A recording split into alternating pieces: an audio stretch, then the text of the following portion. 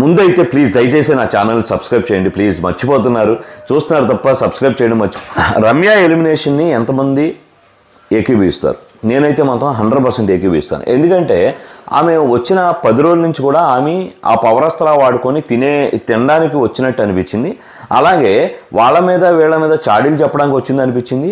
అలాగే అవతల తప్పుల్ని ఏమి సరిదిద్దడానికి వచ్చినట్టు అనిపించింది తప్ప ఏమి గేము ఏదైతే బిగ్ బాస్ ఆపర్చునిటీ వచ్చిందో దాన్ని వాడుకోవడానికి యూటిలైజ్ చేసుకోవడానికి వచ్చిందని అయితే ఎక్కడ 10% కూడా నాకైతే అనిపించలేదు.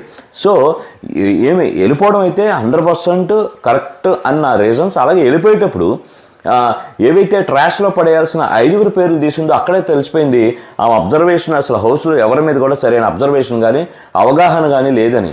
ఆల్రెడీ 5 వారాలు బయట చూసొచ్చాక కూడా ప్లేయర్స్ గురించి ట్రాష్లో పడేయమంటే ఎవరైతే టాప్లో ఉన్నారో ఆ టాప్ 5 మెంబర్స్ని తీసుకెళ్ళి ట్రాష్లో పడేసింది నాగార్జున గారు ట్రాష్లో పోయమంటే. సో అక్కడే అర్థమవుతుంది రమ్య గారికి అసలు గేమ్ మీద అవగాహన లేదు, అసలు ప్లేయర్స్ మీద ఒక అభిప్రాయం కూడా లేదనేది నా ఫీలింగ్.